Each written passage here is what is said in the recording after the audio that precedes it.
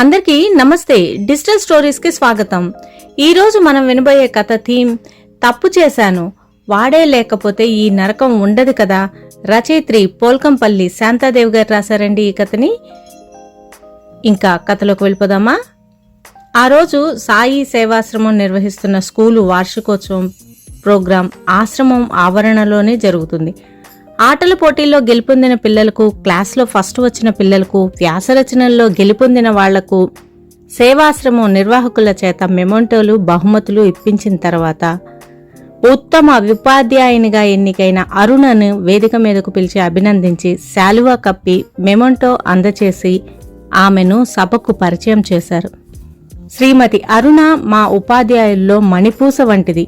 వరుసగా 3 సంవత్సరాల నుండి ఉత్తమ ఉపాధ్యాయుని పురస్కారం అందుకుంటోంది. పిల్లలకు కేవలం స్కూల్ పాఠాలే కాకుండా తన జీవిత పాఠాలు కూడా రంగరించి కౌన్సిలింగ్ ఇస్తూ ఉంటుంది.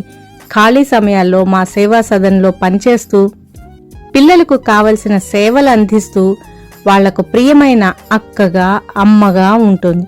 ఆమె గురించి చెప్పాలంటే ఇంకా చాలా ఉంది. మిగిలింది ఆమె మాటల్లోనే వినండి. శ్రీమతి అరుణ గారిని తమ స్పందనను తెలియజేయవలసిందిగా కోరుతున్నాం. అరుణ లేచి సభకు అక్కడున్న పెద్దలందరికీ పేరు పేరున నమస్కారాలు తెలియచేసింది. పిల్లలకు నేను చెప్పేవి నా జీవిత పాఠాల నుండి నేర్చుకున్నవే. మొదటిది, జీవితంలో మద్యం జోలికి పోవద్దు. పచ్చటి కాపురాలను వల్లకాడుగా మార్చే రాక్షసి అది. రెండవది, క్షణికావేశంలో నిర్ణయాలు తీసుకోవద్దు. క్షణికావేశానికి లోను కావడం వల్లే నేను హంతకురాలనయ్యాను. నేను చెప్పే ఇంకొక నీతి పాఠం ఏంటంటే, వయసులో ప్రేమించడం తప్పు కాకపోయినా ఆ ప్రేమను తల్లిదండ్రులకు చెప్పి వారిని ఒప్పించి ముందుకు తీసుకువెళ్ళాలి. కన్నవాళ్లను కాదనుకొని ప్రేమించిన వాడి కోసం గడప దాటితే, నమ్మినవాడు దగా చేస్తే ఒంటరి బ్రతుకైపోతుంది. సమాజం దృష్టిలో లేచిపోయి చేసుకున్న పెళ్లి అవుతుంది. ఏ కష్టం వంచినా ఒంటరి పోరాటం చేయాల్సి వస్తుంది. ఈ 2 తప్పులు నేను చేశాను. 4 గోడల మధ్య బందీనైనాక గాని నేను తప్పు చేశానని తెలియలేదు. ఎవరిని ప్రాణాధికంగా ప్రేమించి అతడు లేకపోతే బ్రతకలేను అనుకొని ఇంట్లో అందర్నీ కాదనుకొని పారిపోయి గుళ్ళో తాళి కట్టించుకున్నానో అతడిని నా చేతులతో చంపేశాను. ఏ పిల్లలను నా గుండెల్లో దాచుకొని పెంచుకోవచ్చని ఇలాంటి దుస్సాహసానికి ఒడిగట్టానో ఆ పిల్లలు నాకు దూరమయ్యారు. వాళ్ల దృష్టిలో వాళ్ల తండ్రిని చంపిన కిరాతకురాలిగా మిగిలిపోయాను. ప్రపంచం దృష్టిలో హంతకినయ్యాను.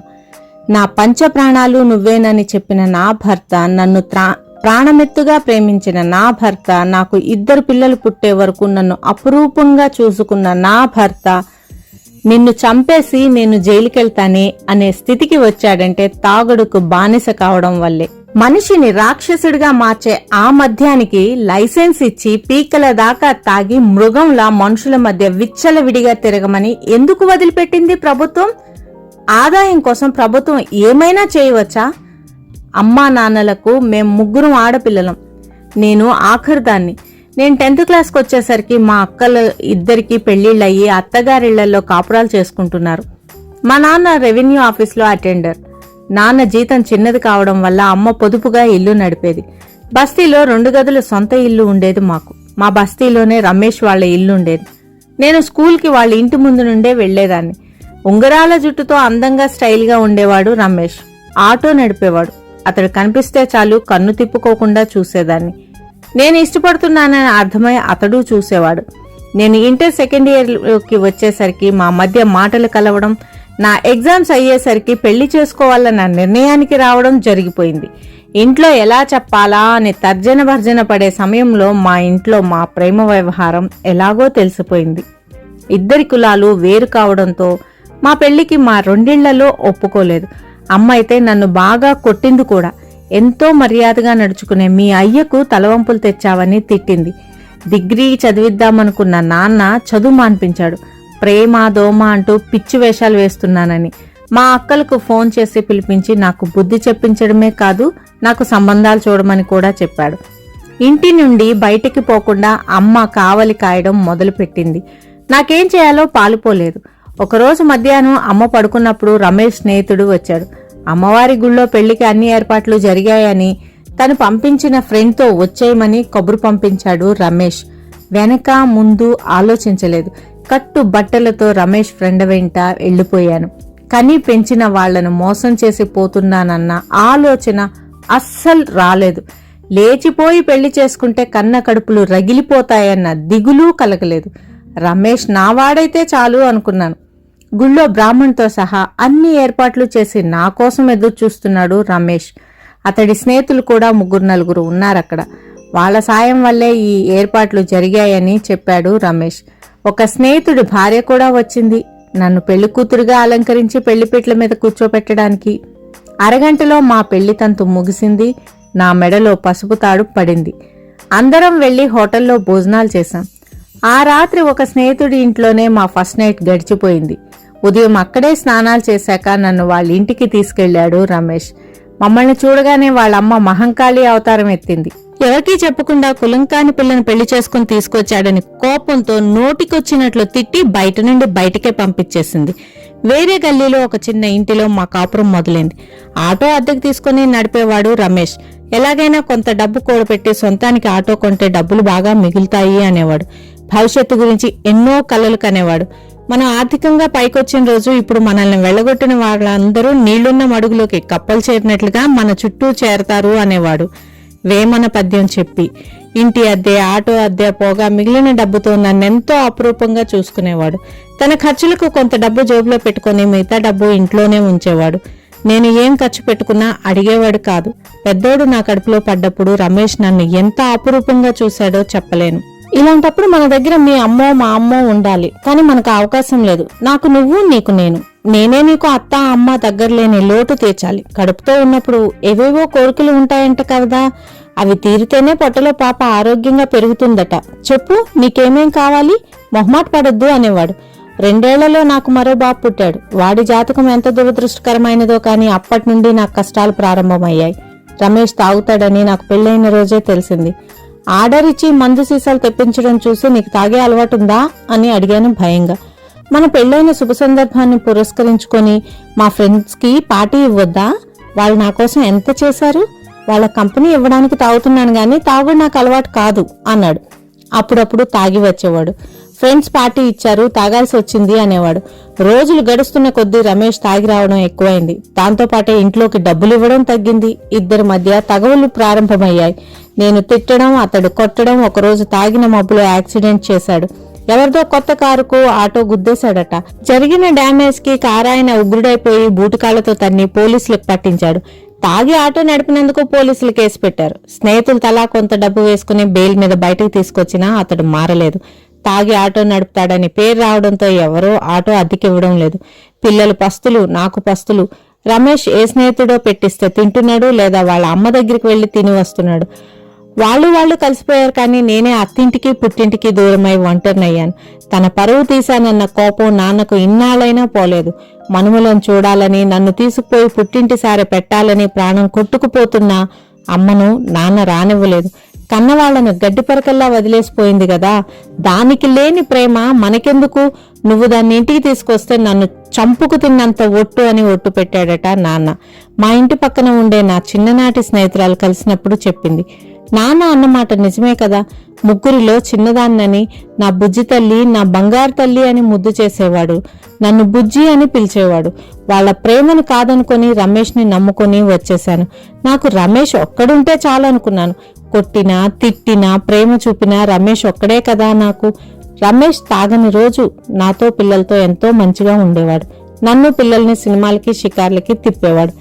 ఆ రోజు సరదాగా బయటే తిని వచ్చేవాళ్ళం. తాగకపోతే నువ్వెంతో బాగుంటావు చూడు. తాగి తాగి పొట్ట ఉబ్బుకొచ్చింది, కళ్ళు ఉబ్బుకొచ్చాయి. ఎంత అందంగా ఉండేవాడివి. ఆ అందం చూసే నీ మీద మనసు పడ్డాను కదా. తాగితే నువ్వు మనిషివి కాదు, రాక్షసంగా మారిపోతావు.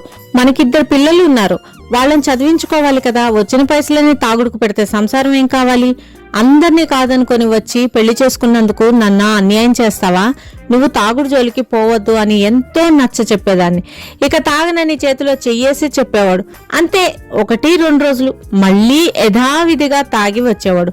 దేనికో దానికి పేచీ పెట్టుకుని నన్ను చావగొట్టేవాడు. మేమున్న ఇంట్లోనే మరో పోర్షన్ లో ఉన్న పద్మ భర్త కూడా ఆటో నడుపుతాడు. పిల్లల చదువుల కోసం పద్మ 4 ఏళ్లలో పనిచేస్తుంది.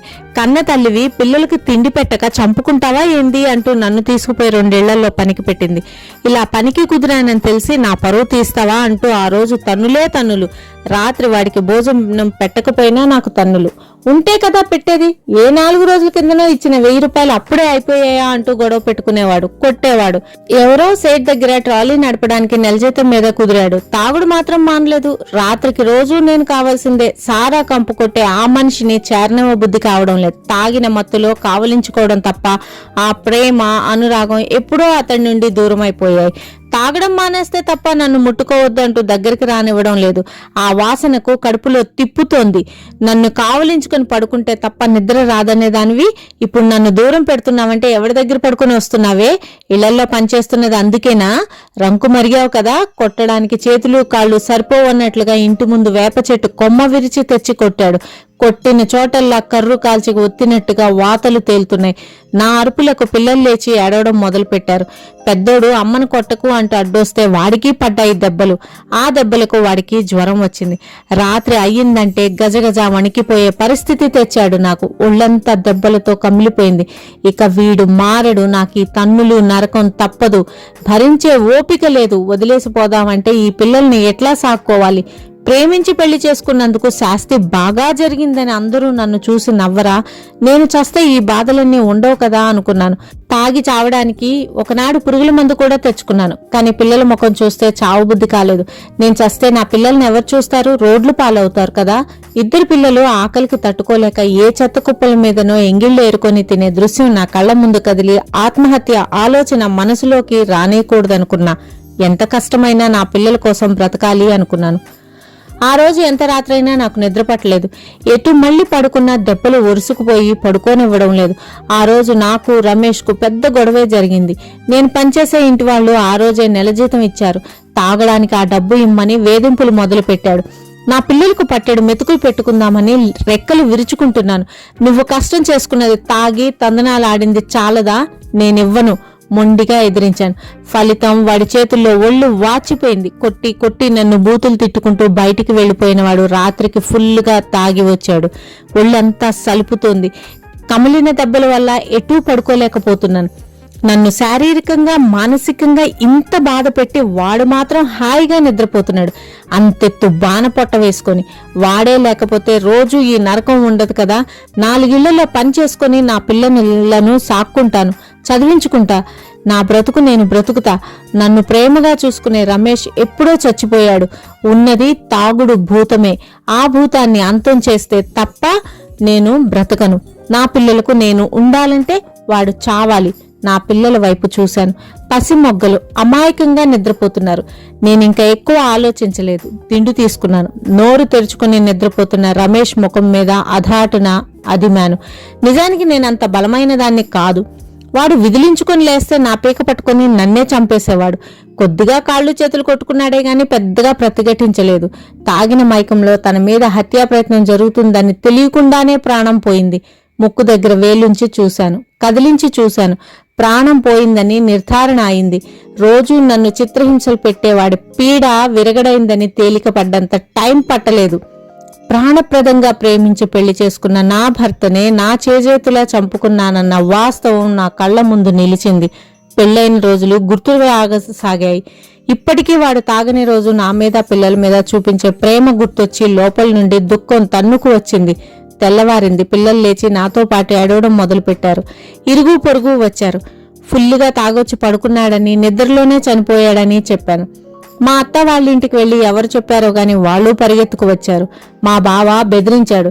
నిన్న సాయంత్రం నా దగ్గరికి పైసల కోసం వచ్చినప్పుడు బాగానే ఉన్నాడు. ఇంతట్లో ఏమైంది? నిజం చెప్పు, చెప్పకపోతే పోలీసులను పిలవాల్సి వస్తుంది. పోలీసులు చేతిలో పడితే చావగొట్టి నిజం కక్కిస్తారు అన్నాడు. భయపడిపోయాను. రోజు తాగొచ్చి కొడుతుంటే దెబ్బలకు తట్టుకోలేక నేనే చంపాను బావా అని చెప్పాను. మొగుని చేతిలో తన్నులు తిన్నోళ్ళు ఎవరున్నారీడా? అందరం తన్నులు తిని నోరు మూసుకొని పడున్నోళ్ళమే. కొట్టిండని మొగుని చంపుకుంటారా? ఇదెక్కడి కథ? నానా రకాలుగా మాట్లాడసాగారు గుమిగూడిన జనాలు. మా అత్త నా జుట్టు పట్టి లాగి కొట్టడం మొదలుపెట్టింది. కొడితే పోయిన పానం వస్తుందాన్ని తిక్కగాని పోలీసులు చూసుకుంటారులే. పద్మ, మా పక్క పోర్షన్లో ఉండే మరొక అమ్మాయి మా అత్తను నా నుండి దూరంగా లాక్కుపోయారు. రమేష్ను పోస్ట్ మార్టానికి తీసుకుపోవడానికి అంబులెన్స్ రావడము, నన్ను పోలీసులు అరెస్ట్ చేసి తీసుకుపోవడము ఒకేసారి జరిగాయి. నాకు జీవిత ఖైదు పడింది. ఏ పిల్లల కోసం నేను ఆత్మహత్య చేసుకోకుండా బ్రతికానో ఆ పిల్లలకే నేను దూరమయ్యాను. నా పిల్లలను పోలీసులు మా అత్త వాళ్ళకే అప్పగించారట. వారానికోసారి ములాఖాత్ అని ఉంటుంది. బంధువులు వచ్చి మాట్లాడుతూ ఉంటారు. నాతోటి ఆడ ఖైదీలందరూ సంబరంగా బయలుదేరుతుంటే నేను నా గదిలోనే ఉండిపోయాను. నన్ను పలకరించేటందుకు వచ్చే బంధువులు ఎవరూ లేరు కాబట్టి ప్రేమ పెళ్లి చేసుకుని పుట్టింటికి దూరమయ్యాను. వేరే కులమని అత్తగారి దగ్గరికే రానివ్వలేదు. చేసుకున్నవాడు నట్టేట ముంచాడు. ఏడ్చుకుంటూ కూర్చున్న నన్ను, నీకోసం మీ అమ్మ వచ్చింది రా, లేడీ పోలీసు వచ్చి పిలిచింది. నమ్మలేకపోయాను. రెండోసారి గట్టిగా చెప్పాక ఒక్క ఉదుటున లేచి పరిగెత్తాను. ఇనుప గ్రిల్ గళ్లల్లోంచి అమ్మ చాచిన చేతుల్లో ముఖం పెట్టి గుండెల్లో గడ్డ కట్టిన దుఃఖమంతా కరిగి బయటకు వచ్చేలా పొగిలి పొగిలి ఏడ్చాను. అమ్మ కూడా అలాగే ఏడ్చింది. ఎలా వచ్చావమ్మా? నాన్నకు తెలిస్తే తిడతాడు కదా. నాన్నే పంపించాడు నీకు ధైర్యం చెప్పమని. పిల్లలు ఆకలికి తట్టుకోలేక రోడ్ల మీదే తిరుగుతుంటే మీ నాన్నే చూడలేక ఇంటికి తీసుకువచ్చాడు. నాకు కలిగిన ఆశ్చర్యం అంతా ఇంతా కాదు. మీ నాన్న వకీల్ సాబ్ని కలిసొచ్చాడు. భర్తను తానే చంపానని కోర్టులో ఒప్పుకుంది కాబట్టి ఇప్పుడు చేయడానికి ఏమీ లేదు. అక్కడ మంచిగా నడుచుకుంటే శిక్ష తగ్గే అవకాశం ఉంటుందని చెప్పాడట ఆయన. నా బాధంతా పిల్లల గురించేనమ్మా. దిగులు పడకు, నేను చూసుకుంటాను కదా. అప్పుడప్పుడు పిల్లల్ని తీసుకొచ్చేది అమ్మ. మొదట్లో నన్ను చూసి భయపడేవాళ్లు, వాళ్ల తండ్రిని చంపిన దాన్నని. అక్క వాళ్ళు కూడా ములాఖత్ రోజు వచ్చేవాళ్లు, నాకు ధైర్యం చెప్పేవాళ్లు. నిజానికి రమేష్ బ్రతికి ఉండగా నా పుట్టింటి వాళ్ల సపోర్టే నాకుంటే అతన్ని చంపాలన్న ఆలోచన కానీ చంపాల్సిన అవసరం కానీ నాకు వచ్చేది కాదేమో. ఒంటరినై ఏం చెయ్యాలో దిక్కుతోచని స్థితిలో నా వల్ల జరిగిపోయిన అనర్థమది. అందరికంటే జైలురమ్మ, సూపరింటెండెంట్ బాగా ధైర్యం చెప్పేవాళ్లు. జైలుకొచ్చిన వాళ్ళందరూ చెడ్డవాళ్లు కాదు, క్షణికావేశంతో తప్పు చేశారన్న సానుభూతి ఉండేది వాళ్ళకి.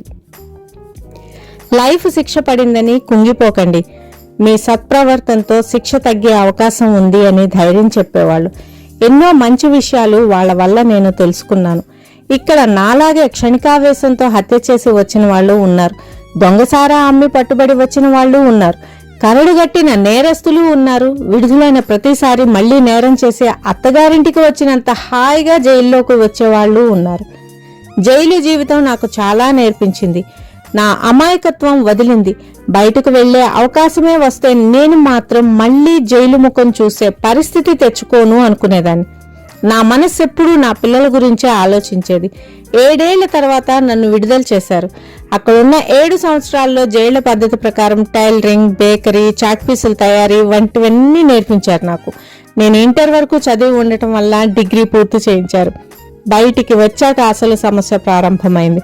హత్య చేసి జైలు నుండి బయటకు వచ్చానని తెలిసి నాకు ఎవరూ పని ఇచ్చేవాళ్లు కాదు. నేనెవరో చెప్పకుండా పనికి కుదిరినా ఎలాగో వాళ్లకు తెలిసిపోయి నానా తిట్లు తిట్టి నన్ను తీసేసేవాళ్లు. ఇక ఎలా నా పిల్లలకు తిండి పెట్టి చదివించుకునేది? ఏ పిల్లల కోసం నా భర్తను చంపేసి హంతకురాలనన్న ముద్ర పొందానో వాళ్లకు పట్టెడన్నం పెట్టుకోలేకపోతున్నాను. ఎన్నాళ్ళు అమ్మ వాళ్ళ మీద ఆధారపడతాను? నేను జైల్లో ఉండగానే నాన్న అనారోగ్యంతో మరణించాడు. అమ్మకొచ్చే పెన్షన్ మీదే 4 ప్రాణాలు బ్రతకాల్సి వస్తుంది. ఆ తర్వాత 2-3 ఏళ్లు అత్యంత బాధాకరమైన దినాలని చెప్పొచ్చు. నేను చెయ్యని కష్టం లేదు. ఎలాగో ఒకలా నా పిల్లలకు పట్టెడన్నం పెట్టుకోవాలన్న తాపత్రయం తప్ప ఇంకొకటి ఉండేది కాదు. జైలు నుండి వచ్చేసినా అప్పుడప్పుడు జైలర్ సాబ్ని కలుస్తూనే ఉన్నాను. నా కష్టాలు చెప్పుకుంటూనే ఉన్నాను. ఒకసారి అలా వెళ్లి కళ్ళనీళ్లు పెట్టుకున్నప్పుడు ఈ సేవా సదన్లో టీచర్గా పని ఇప్పించారు. 8 సంవత్సరాలైంది టీచర్గా చేరి.